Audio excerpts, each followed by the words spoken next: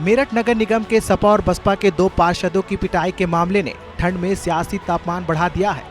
जहां अब तक मामले में सपा और बसपा नेता जमकर बीजेपी पर हमलावर थे, लेकिन अब मामले में रालोद ने भी छलांग लगा दी है। मामले में अब आरएलडी मुखिया जयंत चौधरी ने बीजेपी सरकार को घेरा है।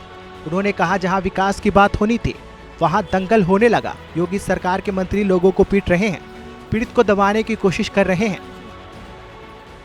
मेरठ की बोर्ड बैठक में जहां मेरठ के इस शहर के विकास के लिए बात होनी थी, ऐसा लग रहा था कोई दंगल हो रहा है।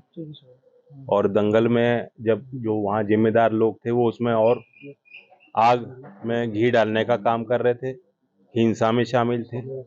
और एक पार्षद जो एक युवा पार्षद हैं, कीर्ति, उनके घर में हम बैठे हैं, उनको पूरे दबाने की कोशिश रही। कौन कर रहा है कोशिश? सत्ता में बैठे विधायक, मंत्री। आपने कभी देखा नहीं होगा कि मंत्री घूसे मार सकते हैं। घूसे मारते देख रहे हैं हम योगी जी के मंत्री। तो ये अपने आप में बहुत बड़ी शर्मनाक तस्वीरें हैं, सोशल मीडिया पे वायरल हो रही हैं। किसी को जजमेंट करने की जरूरत नहीं। इस दौरान जयंत चौधरी ने सूबे के मुखिया सीएम योगी से मामले को लेकर सवाल पूछ लिया।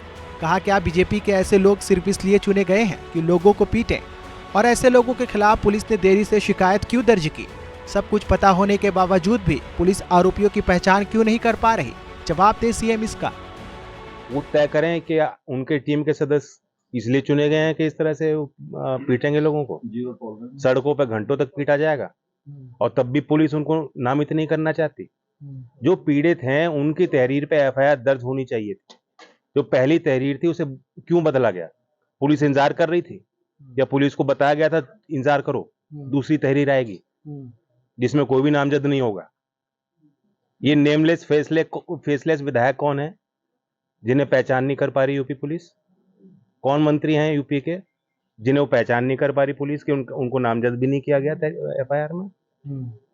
इस सब सवालों का जवाब मेरे पास आज नहीं है। मेरठ के लोगों के मन में भी सवाल उठ रहे हैं, जवाब तो योगी जी को देना चाहिए।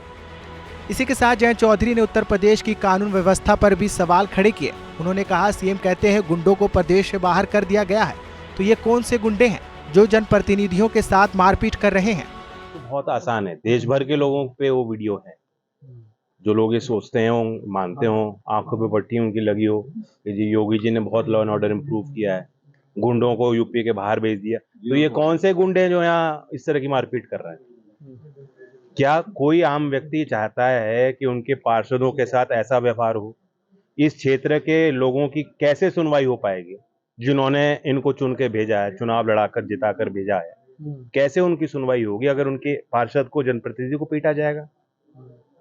मतलब इस क्षेत्र को तो पूरी तरह से नकार दिया ना इन लोगों ने।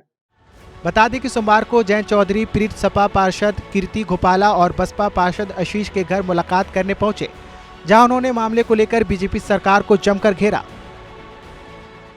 भारत की बात रोहित सिंह सावल के साथ सिर्फ एबीपी न्यूज पर।